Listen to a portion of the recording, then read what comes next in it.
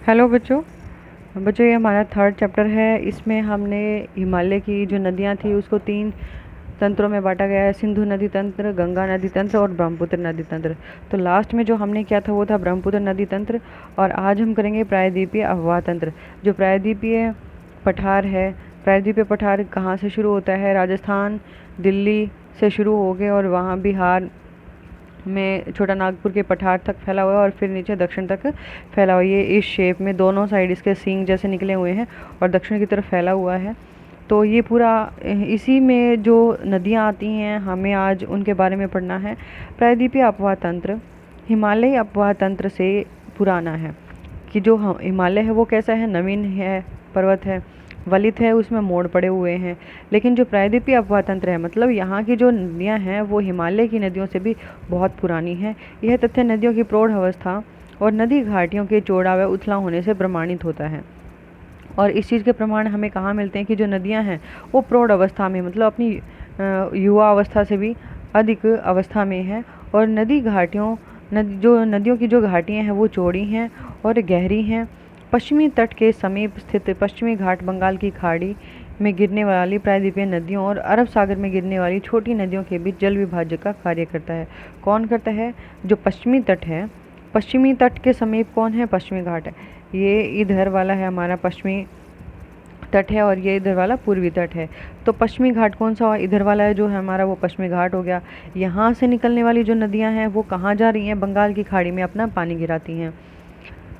पानी गिराने वाली प्रायद्वीपीय नदियों और अरब सागर में, और कुछ नदियां हैं जो अरब सागर की तरफ अपना जल डालती हैं। छोटी नदियों के बीच जल विभाजक का कार्य करता है। कौन करता है? जो पश्चिमी घाट है वो जल विभाजक का, दोनों के पानी को अलग अलग बांटता है, जल विभाजक का कार्य करता है।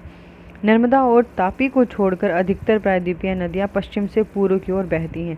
यहाँ पर 2 नदियां हैं जो अपवाद का केंद्र मानी गई हैं, नर्मदा और तापी। ये दोनों नदियां अपना जल अरब सागर में गिराती हैं और बाकी सभी नदियाँ पश्चिम से बहकर और पूर्व की तरफ अपना जल लेकर जाती हैं। यहाँ से वो अपना जल लेकर जाती हैं पूर्व से, पश्चिम से और पूर्व की तरफ लेकर जाती हैं। तो यहाँ पर सिर्फ 2 नदियाँ हैं जो अपवाद का केंद्र मानी गई हैं। ये दोनों नदियाँ अपना पानी कहाँ डालती हैं? अरब सागर में डालती हैं। प्रायद्वीप के उत्तरी भाग में निकलने वाली चंबल, सिंध, बेतवा, केन व सोन नदियाँ गंगा नदी तंत्र का अंग हैं। यहाँ पर कौन कौन सी हैं?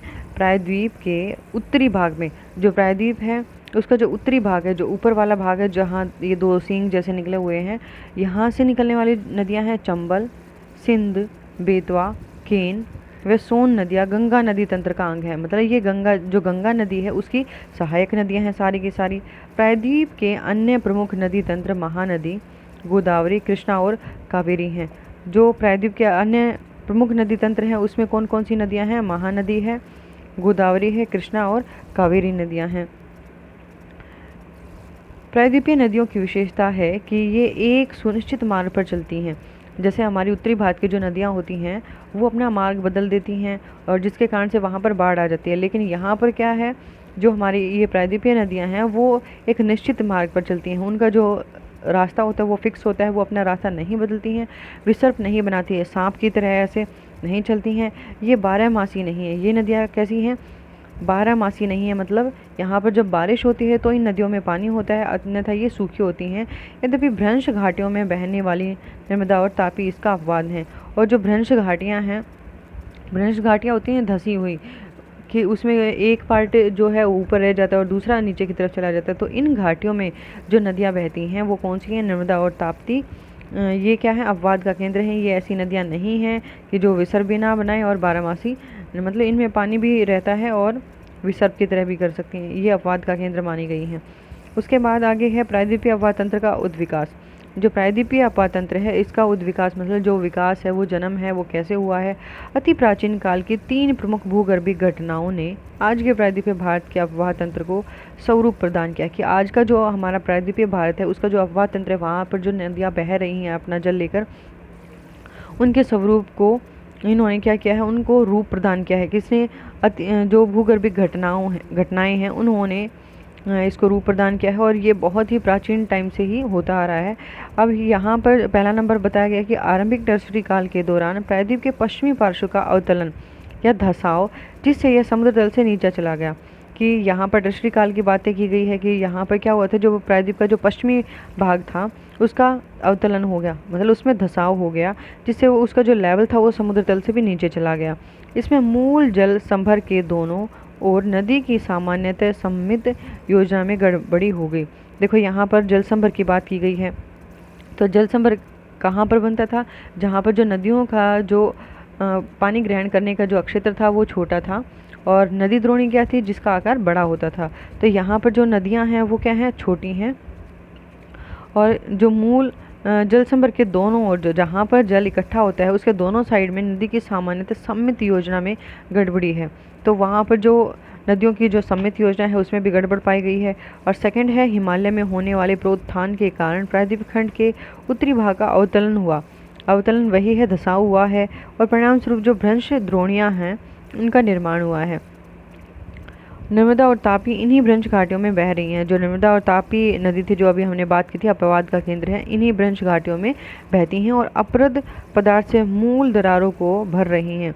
और जो जिन चीज़ों का इन्होंने अपर्दन किया है उन पदार्थों को, जो चट्टानों की जो दरारें हैं उनको वो भरती जा रही हैं। इसीलिए इन नदियों में जलोढ़ व डेल्टा निक्षेप की कमी पाई जाती है।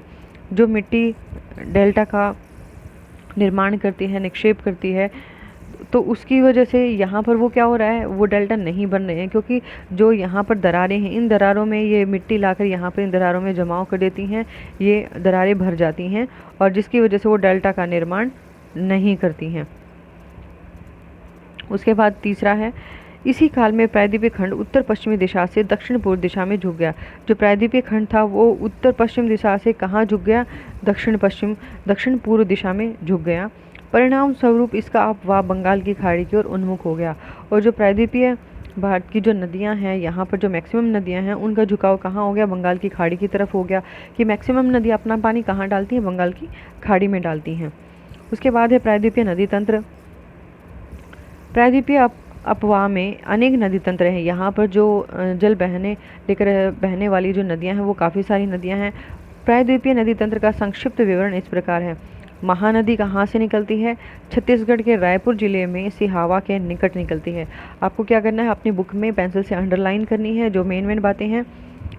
महानदी कहाँ से निकलती है, छत्तीसगढ़ के रायपुर जिले से निकलती है और सिहावा के निकट ये निकलती है। तो यहाँ से इसका उद्भव हुआ है, जन्म हुआ है और यहाँ पर ये निकलती है, दिखती है और उड़ीसा से बहती हुई अपना जल बंगाल की खाड़ी में विसर्जित कर देती है। और कहाँ से कहाँ तक बहती है, उड़ीसा से बहती हुई, पश्चिम बंगाल के जस्ट नीचे है उड़ीसा, और वहाँ से बहती हुई ये क्या करती है, अपना जो जल होता है वो बंगाल की खाड़ी में विसर्जित कर देती है, छोड़ देती है। यह नदी 851 किलोमीटर लंबी है। इसकी जो लंबाई है वो कितनी है, 851 किलोमीटर लंबी है। इसका जल ग्रहण क्षेत्र लगभग 1.42 लाख वर्ग किलोमीटर है। इसका जो जल ग्रहण करने का जो एरिया है, वर्ग किलोमीटर का मतलब होता है कि ये एक वर्ग है इतने एरिया में, तो इसका जो एरिया है वो कितना है, 142 वर्ग किलोमीटर है। वर्ग का मतलब ये हो गया यहाँ पर जो मैंने अभी बताया आपको। इसके निचले मार्ग में नौ संचालन भी होता है और जो इसका नीचे वाला भाग है वहाँ पर क्या होता है, नौकाएं चलाई जाती हैं, नाव चलाई जाती हैं। इसी नदी की अपवाह द्रोणी का 53% भाग मध्य प्रदेश व छत्तीसगढ़ में और 47% भाग उड़ीसा राज्य में विस्तृत है।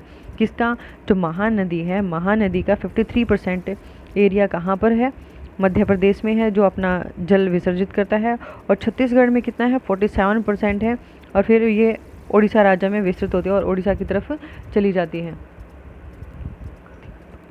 गोदावरी नदी है वो प्रायद्वीपीय नदी तंत्र की सबसे बड़ा नदी तंत्र माना गया है, क्योंकि इसकी जो लंबाई है और चौड़ाई है वो दूसरी नदियों से ज़्यादा है। इसे दक्षिण गंगा के नाम से भी जाना जाता है।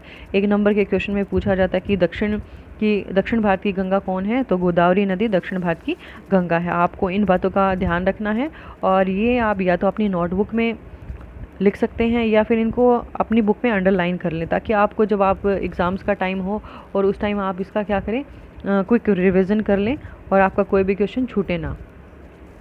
यह महाराष्ट्र में नासिक जिले से निकलती है। कहाँ से निकलती है गोदावरी नदी? नासिक जिले से निकलती है और बंगाल की खाड़ी में जल विसर्जित करती है और फिर लास्ट में जाकर बंगाल की खाड़ी में अपना जल डाल देती है। इसकी सहायक नदियाँ महाराष्ट्र, मध्य प्रदेश, छत्तीसगढ़, उड़ीसा और आंध्र प्रदेश राज्यों से गुजरती हैं। इसकी जो हेल्पिंग रिवर्स हैं, जो इसमें अपना जल मिलाती हैं, जल डालती हैं, जो गोदावरी नदी की हेल्प करती हैं, वो कहाँ कहाँ से बहती हैं? महाराष्ट्र से, मध्य प्रदेश से, छत्तीसगढ़, उड़ीसा और आंध्र प्रदेश राज्यों से गुजरती हैं। यह 1465 किलोमीटर लंबी है। इसकी जो लंबाई बताई गई है 1465 किलोमीटर लंबी है, जिसका जल ग्रहण क्षेत्र 3.13 लाख वर्ग किलोमीटर है। किसका? गोदावरी नदी का जो जल ग्रहण करने का जो एरिया है वो 3.13 लाख वर्ग किलोमीटर है। इसके जल ग्रहण क्षेत्र का 49% भाग महाराष्ट्र में कि जो 49% है वो कहाँ पर है? जल ग्रहण करने का एरिया महाराष्ट्र में। 20% कहाँ पर है? मध्य प्रदेश में और छत्तीसगढ़ में है, और शेष भाग आंध्र प्रदेश में पड़ता है। इसकी मुख्य सहायक नदियों में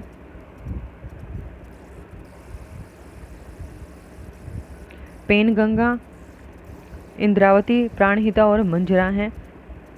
पोलावरम के दक्षिण में, जहां इसके मार्ग के निचले भागों में भारी बाढ़ें आती हैं, कि पोलावरम स्थान का नाम बताया गया है दक्षिण में, और यहाँ पर क्या होता है, इसका जो निचला भाग है वहाँ पर ये भारी बाढ़ का कारण बनती हैं। गोदावरी एक सदृश्य प्रपात की रचना करती है। सदृश्य मतलब जो हमें स्पष्ट दिखाई दे रहा है, ऐसे जलप्रपात का निर्माण करती हैं। इसके डेल्टाई भाग में ही नौ संचालन संभव है, और जहाँ पर ये डेल्टा बनाती हैं, क्योंकि पूर्वी घाट की तरफ जितनी भी नदियाँ हैं, ये हमारा इधर है पूर्वी घाट, और इस साइड जो बहने वाली नदियां हैं वो क्या करती हैं? डेल्टा का निर्माण करती हैं। तो यहाँ पर जो डेल्टा का निर्माण होता है, जो डेल्टा वाला भाग होता है, वहाँ पर नौ संचालन संभव है, मतलब नौकाएं चलाई जाती हैं, नाव चलाई जाती हैं। राजा मुंदरी के बाद यह नदी कई धाराओं में विभक्त होकर एक बृहद डेल्टा का निर्माण करती है। राजा मुंदरी स्थान का नाम बताया गया है कि यहाँ पर यह नदी क्या करती है? कई धाराओं में बट जाती है और एक बहुत बड़े डेल्टा का निर्माण करती है। कई धाराओं में, जैसे एक नदी बह रही है वो कई धाराओं में विभक्त हो गई, तो कई धाराओं में विभक्त होती है तो वो क्या करती है? एक बड़े से डेल्टा का निर्माण करती है जो त्रिभुजाकार का होता है। कृष्णा पूर्व दिशा में बहने वाली दूसरी बड़ी प्रायद्वीपीय नदी है। सबसे पहली नदी कौन सी थी? गोदावरी। सेकंड नंबर पर कौन सी है? कृष्णा नदी है, जो सह्याद्री में महाबलेश्वर के निकट निकलती है। कहाँ से निकलती है? सह्याद्री में महाबलेश्वर के निकट निकलती है। इसकी कुल लंबाई 1401 किलोमीटर है। कोयना, तुंगभद्रा और भीमा इसकी प्रमुख सहायक नदियाँ हैं। इसकी सहायक नदियाँ कौन कौन सी हैं? कोयना, तुंगभद्रा और भीमा इसकी सहायक नदियाँ मानी गई हैं। इस नदी के कुल जल ग्रहण क्षेत्र का 27% भाग महाराष्ट्र में, 27% कहाँ है? महाराष्ट्र में, 44% कहाँ है? कर्नाटक में, और 29% कहाँ है? आंध्र प्रदेश में और तेलंगाना में, दोनों में है 29%। अब उसके बाद है कावेरी नदी। कर्नाटक के कोगाडू जिले में ब्रह्मगिरी पहाड़ियों से निकलती है। ये इसका एरिया बताया कि ये कहाँ से कहाँ तक निकलती है। तो आप इन चीज़ों को क्या करना है? आपको इन चीज़ों को अंडरलाइन कर लेना है। कावेरी नदी का उद्गम स्थान, कृष्णा नदी का उद्गम स्थान। कृष्णा सेकंड नंबर पर आती है जो दक्षिण भारत की बड़ी नदियों हैं उनमें, और फर्स्ट नंबर पर आती है गोदावरी। इसकी लंबाई 800 किलोमीटर और यह 81,155 वर्ग किलोमीटर क्षेत्र को अपवाहित करती है। तो यहाँ क्या है? इसका हजार में है, यहाँ पे था लाख में था इसका वर्ग किलोमीटर जो एरिया था। मतलब ये छोटी ही नदी है। प्रायद्वीप की अन्य नदियों की अपेक्षा कम उतार चढ़ाव के साथ यह नदी लगभग सारा साल बहती है, कि इसमें कभी ज़्यादा पानी और कभी कम पानी वाली बात नहीं होती है। ये लगभग इसमें जो पानी होता है वो इक्वल रहता है, समान रहता है, और इसमें पूरा साल पानी रहता है। क्योंकि जो हमारी प्रायद्वीपीय नदियाँ थी वो क्या करती थी? मौसमी नदियाँ हैं, जो बारिश का मौसम होता है तो उनमें पानी अधिक मात्रा में होता है। लेकिन कावेरी नदी कैसी है? इसमें सारा साल पानी बहता है, क्योंकि इसके ऊपरी जल ग्रहण क्षेत्र में दक्षिण पश्चिमी मानसून गर्मी से और निम्न क्षेत्रों में उत्तरी पूर्वी मानसून सर्दी से वर्षा होती है। क्योंकि जब मानसून आता है तब भी यहाँ बारिश होती है, और जब लौटता मानसून होता है, वापस जाता मानसून होता है, तो तमिलनाडु वाला जो एरिया होता है वो सबसे लास्ट वाला एरिया ऐसा है जिसमें लौटता मानसून बारिश करता है। तो इस नदी की द्रोणी का 3% भाग केरल में, 41% भाग कर्नाटक में और 56% भाग तमिलनाडु में पड़ता है। इसका जो एरिया बताया गया है जहाँ जहाँ से ये अपना पानी लेकर चलती है, ओनली 3% कहाँ है? केरल में, 41% कहाँ है? कर्नाटक में, 56% तमिलनाडु में पड़ता है। तो सबसे ज़्यादा एरिया कहाँ है? तमिलनाडु में है। इसकी महत्वपूर्ण सहायक नदियाँ काबिनी, भवानी और अमरावती हैं। उसके बाद है नर्मदा नदी। नर्मदा नदी अमरकंटक पठार के पश्चिमी पार्श्व से लगभग 1057 मीटर की ऊंचाई से निकलती है। जो अमरकंटक का जो पठार है वहाँ से ये उससे लगभग 1050 मीटर की ऊंचाई से निकलती है। दक्षिण में सतपुड़ा और उत्तर में विंध्याचल श्रेणियों के मध्य।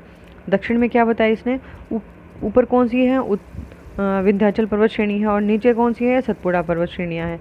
तो इनके बीच से यह भ्रंश घाटी से बहती हुई संगमरमर की चट्टानों में खूबसूरत महाखड्ड, मतलब बहुत सुंदर महाखड्डे, बड़े बड़े खड्डों का निर्माण करती है। जबलपुर के निकट धुआंधार जलप्रपात बनाती है और फिर जबलपुर के निकट यह क्या करती है, जलप्रपात का निर्माण करती है। लगभग 1312 किलोमीटर दूरी तक बहने के बाद यह भड़ोच के दक्षिण में अरब सागर में मिलती है। और ये कहाँ चली जाती है, जो हमारा अरब सागर है, अरब सागर में ये अपना जल विसर्जित करती है।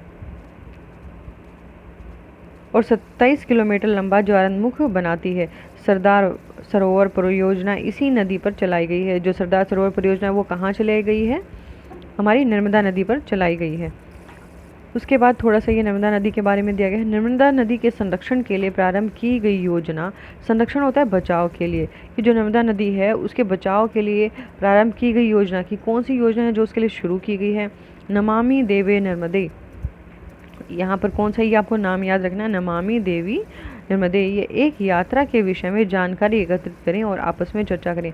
आपको क्या करना है कि इसके बारे में, जो नर्मदा देवी के संरक्षण के बारे में हमें क्या करना है, पॉइंट्स एकत्रित करने हैं और आपस में अपने फ्रेंड्स के साथ, दोस्तों के साथ, क्लासमेट्स के साथ आपको इसकी चर्चा करनी है।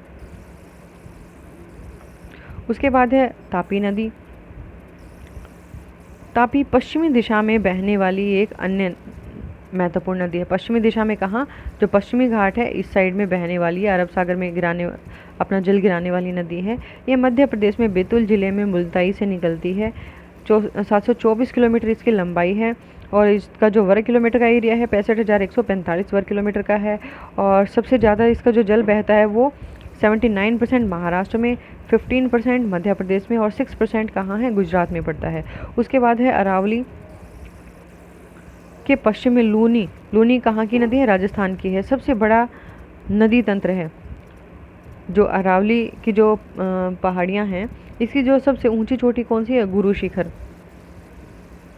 गुरु शिखर अरावली की सबसे ऊंची चोटी है और ये कहाँ पर पाई जाती हैं, राजस्थान में और दिल्ली तक फैली हुई हैं।